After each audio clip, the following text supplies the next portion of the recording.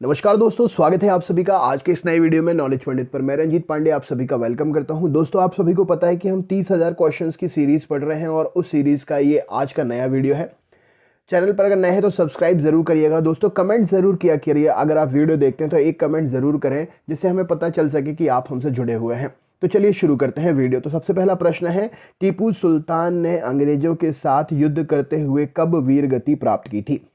टीपू सुल्तान ने अंग्रेजों के साथ युद्ध करते हुए कब वीर गति प्राप्त की थी? तो यहाँ पर सही उत्तर हो जाएगा 1799 में टीपू सुल्तान ने अंग्रेजों के साथ युद्ध करते हुए वीर गति प्राप्त की थी। अगला क्वेश्चन है, बुद्ध में वैराग्य के भावना किन चार दृश्यों के कारण बदलती हुई दिखी, या बुद्ध में वैराग्य भावना किन चार दृश्यों के कारण बलवती हुई? तो यहाँ पर सही उत्तर हो जाएगा बूढ़े को देखकर, रोगी को देखकर, मृतक को देखकर और सन्यासी को देखकर। ऑप्शन नंबर ए इस प्रश्न के लिए सही उत्तर हो जाएगा। इन चार कारणों से ही बुद्ध में वैराग्य की भावना बलवती हुई।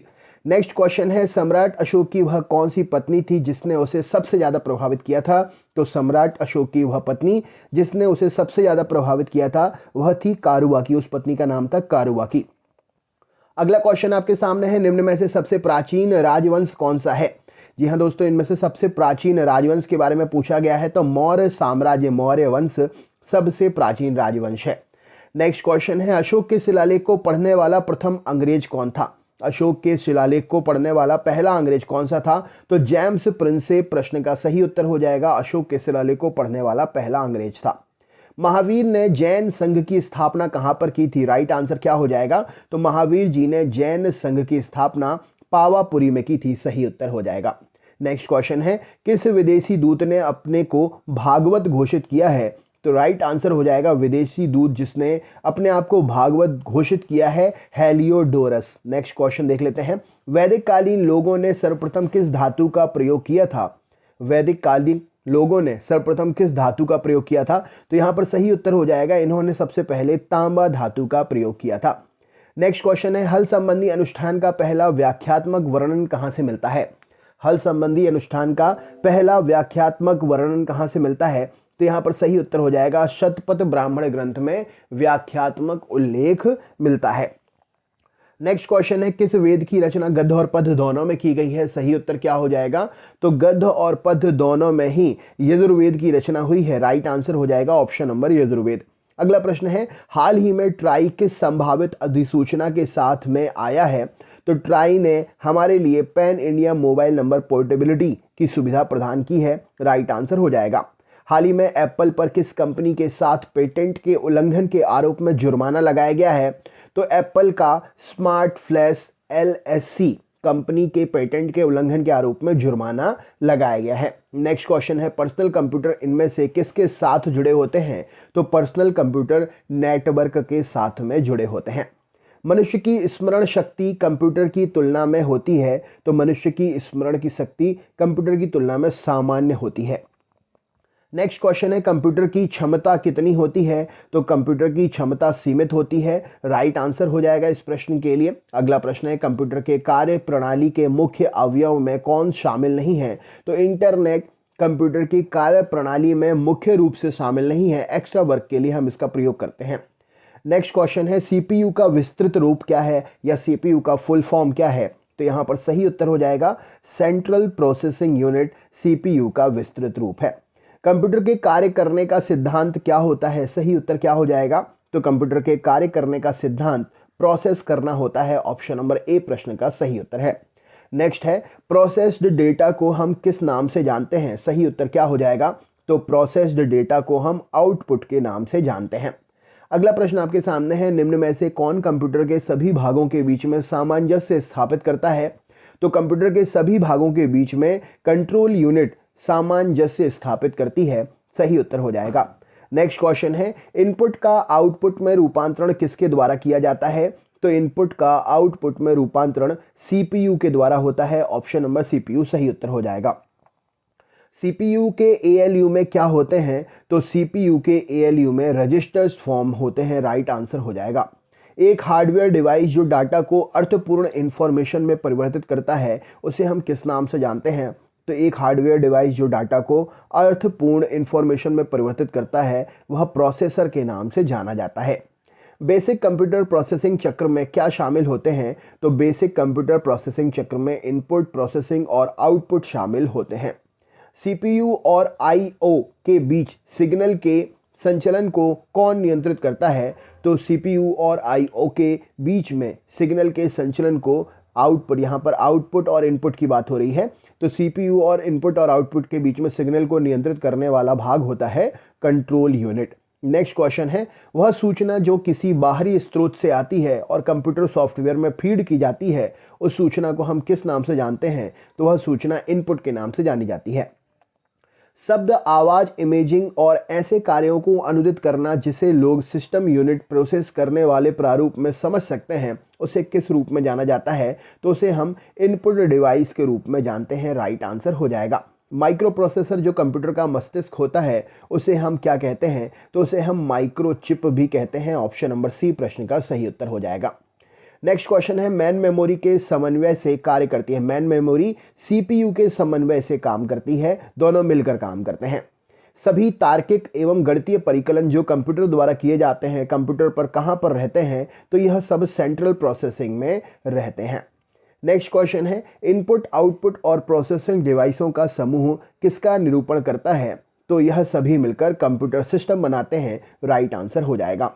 कंप्यूटर में अधिकांश प्रोसेसिंग कहां पर होती है? तो कंप्यूटर में अधिकांश प्रोसेसिंग सीपीयू में होती है। नेक्स्ट क्वेश्चन है, निम्न में से कौन सा कंप्यूटर का बुनियादी कार्य नहीं है? तो टेक्स्ट को स्कैन करने के लिए हम अलग से स्कैनर लगाते हैं, यह कंप्यूटर का बुनियादी काम नहीं है।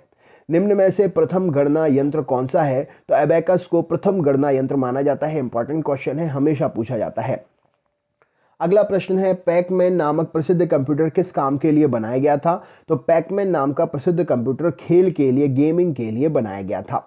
किसने प्रथम मैकेनिकल कैलकुलेटर का निर्माण किया था? तो ब्लेज पास्कल ने सबसे पहले मैकेनिकल कैलकुलेटर का निर्माण किया था। निम्न में से किसे पंच कार्ड का आरंभक माना जाता है या किसने पंच कार्ड का आरंभ किया था? तो इनमें से कोई नहीं प्रश्न का सही उत्तर हो जाएगा। एनालॉग कंप्यूटर का काम क्या है? तो एनालॉग कंप्यूटर का काम निम्न स्तर पर संप्रेषण करना। ऑप्शन नंबर बी प्रश्न का सही उत्तर हो जाएगा। निम्न में से सबसे तेज कौन है? तो रजिस्टर्स सबसे तेज काम करने वाले कंप्यूटर के ऑप्टिंग होते हैं। आकार के आधार पर कंप्यूटर कौन से प्रकार का नहीं होता है? तो ऑप्टिकल कंप्यूटर में आकार के आधार पर कंप्यूटर का प्रकार नहीं है। नेक्स्ट क्वेश्चन है, प्रथम पीढ़ी के कंप्यूटर में मुख्य इलेक्ट्रॉनिक घटक कौन सा था? तो प्रथम पीढ़ी के कंप्यूटर्स में मुख्य इलेक्ट्रॉनिक घटक जो था वो वैक्यूम ट्यूब हुआ करती थी।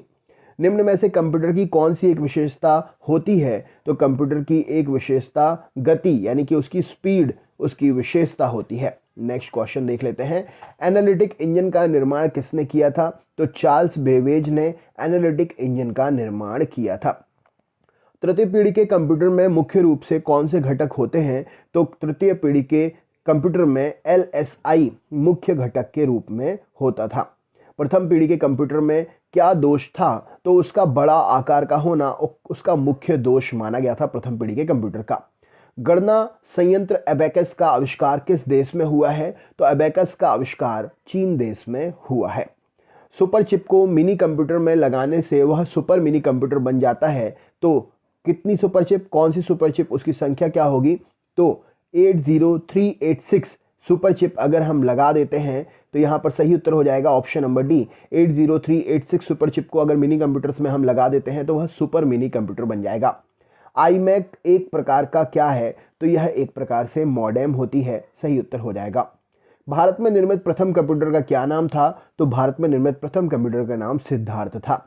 विश्व का सबसे पहला सुपर कंप्यूटर कब बना? तो 1976 में विश्व का सबसे पहला सुपर कंप्यूटर बना था। व्यक्तिगत तौर पर किस कंप्यूटर का प्रयोग किया जाता है? तो माइक्रो कंप्यूटर का प्रयोग व्यक्तिगत तौर पर किया जाता है। माइक्रो प्रोसेसर किस पीढ़ी का कंप्यूटर है? तो माइक्रो प्रोसेसर चतुर्थ पीढ़ी के कंप्यूटर में लगे होते हैं।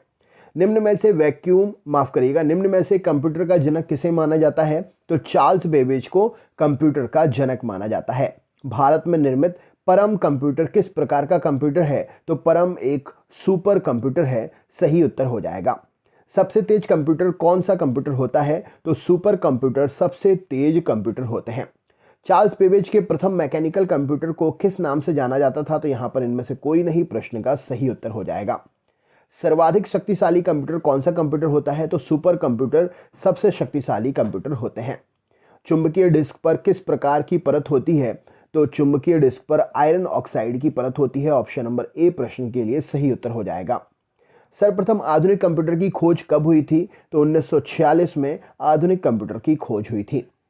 कंप्यूटर के विकास में सर्वाधिक योगदान किसका रहा? तो वॉन न्यूमैन का कंप्यूटर के विकास में सर्वाधिक योगदान माना जाता है। निम्न में से किसे कंप्यूटर का पितामह कहा जाता है? तो चार्ल्स बेबेज को कंप्यूटर के पितामह के रूप में जाना जाता है। सर्वप्रथम पंच कार्ड का प्रयोग किसने किया था? तो जोसेफ मैरी ने सबसे पहले पंच कार्ड का प्रयोग किया था। इसका क्वेश्चन अभी थोड़ी देर पहले आया था, जिसका आंसर इनमें से कोई नहीं लगाया था मैंने। अब इसका आंसर आप याद कर लीजिए, जोसेफ मैरी ने पंच कार्ड का प्रयोग किया था। नेक्स्ट क्वेश्चन है, सुपर मिनी कंप्यूटर में कितनी संक्रियाएं प्रति सेकंड समाहित होती हैं? तो 5 लाख संक्रियाएं प्रति सेकंड सुपर मिनी कंप्यूटर में समाहित होती हैं। अंकीय कंप्यूटर किसकी गणना प्रति सेकंड करता है? तो अंकीय कंप्यूटर करोड़ों गणनाएं प्रति सेकंड कर लेता है। इंटीग्रेटेड सर्किट चिप का आविष्कार किसने किया था? तो J.S. किल्वी ने इंटीग्रेटेड सर्किट चिप का आविष्कार किया था। इंटीग्रेटेड सर्किट चिप पर किसकी परत होती है? तो इंटीग्रेटेड सर्किट चिप पर सिलिकॉन की परत लगी होती है। डिजिटल कंप्यूटर किस सिद्धांत पर काम करता है? तो डिजिटल कंप्यूटर गणना के सिद्धांत पर काम करता है। निम्न में से 2 प्रकार के आउटपुट डिवाइस कौन से हैं? तो मॉनिटर और प्रिंटर, ये दोनों आउटपुट डिवाइस होते हैं। ऑब्जेक्ट की प्रॉपर्टीज में एक्सेस करने के लिए प्रयोग की जाने वाली माउस टेक्निक कौन सी होती है? तो इसे हम राइट क्लिकिंग टेक्निक के नाम से जानते हैं। डॉट मैट्रिक्स किस उपकरण का एक प्रकार है? तो डॉट मैट्रिक्स प्रिंटर का एक प्रकार है। ऑप्शन नंबर बी सही उत्तर हो जाएगा। टेक्स्ट की पंक्ति में प्रारंभ में जाने के लिए कौन सी की को हम हिट करते हैं? तो टेक्स्ट की पंक्ति में प्रारंभ में जाने के लिए होम की को हिट किया जाता है। निम्न में से कौन एक प्रकार का माउस है? तो ऑप्टिकल और मैकेनिकल, ये दोनों माउस के प्रकार हैं। किस प्रिंटर द्वारा एक स्ट्रोक में एक अक्षर प्रिंट होता है? तो डॉट मैट्रिक्स प्रिंटर में एक स्ट्रोक में एक अक्षर प्रिंट होता है। इनमें से कौन इनपुट डिवाइस नहीं है? तो मॉनिटर एक आउटपुट डिवाइस है, यह इनपुट डिवाइस नहीं है। कंप्यूटर में कीबोर्ड का काम क्या होता है? तो कंप्यूटर में कीबोर्ड इनपुट करने के काम में प्रयोग किया जाता है। कीबोर्ड किस प्रकार का डिवाइस है? तो कीबोर्ड एक इनपुट डिवाइस कहलाता है। ऑपरेटर्स द्वारा किए गए कार्य कंप्यूटर के किस भाग में दिखाई देते हैं? तो ऑपरेटर द्वारा किए गए कार्य कंप्यूटर के VDU में दिखाई देते हैं। ऑप्शन नंबर डी प्रश्न का सही उत्तर हो जाएगा। डगलस सी इंगेलवर्ट ने स्टैनफोर्ड रिसर्च लेबोरेटरी में माउस का आविष्कार कब किया था? तो डगलस ने माउस का आविष्कार 1977 में किया था। प्रिंटर कितने प्रकार के होते हैं? तो प्रिंटर 2 प्रकार के होते हैं। ऑप्शन नंबर 2 प्रश्न का सही उत्तर हो जाएगा। लाइन प्रिंटर 1 मिनट में कितने चिन्ह छापता है? तो यह 200 से 2000 चिन्ह 1 मिनट में छाप देता है लाइन प्रिंटर। अगला क्वेश्चन है, सबसे ज़्यादा काम आने वाले कैरेक्टर प्रिंटर कौन से होते हैं? तो डॉट मैट्रिक्स सबसे ज़्यादा काम आने वाले प्रिंटर होते हैं। स्कैनर का प्रयोग निम्न में से किस मशीन में मिलता है? तो स्कैनर का स्वरूप जो है यह फोटोकॉपियर मशीन में हमें देखने को मिलता है। कंप्यूटर की कीबोर्ड में एरो के कितने बटन होते हैं? तो कंप्यूटर की कीबोर्ड में एरो के 4 बटन होते हैं। राइट आंसर हो जाएगा। तो दोस्तों ये थी आज की सीरीज के क्वेश्चंस। कैसा लगा वीडियो कमेंट करके ज़रूर बताएं। चैनल पर नए हैं तो सब्सक्राइब करना ना भूलें। अगर आप वीडियो देख रहे हैं तो कमेंट करें। कमेंट में आप एक हार्ट शेप भी बना सकते हैं। आप कमेंट करेंगे तो हमें पता चलेगा कि आप हमसे जुड़े हुए हैं। लाइक करिएगा, ग्रुप में शेयर ज़रूर करिएगा। मिलते हैं नेक्स्ट वीडियो में, तब तक के लिए बहुत बहुत धन्यवाद।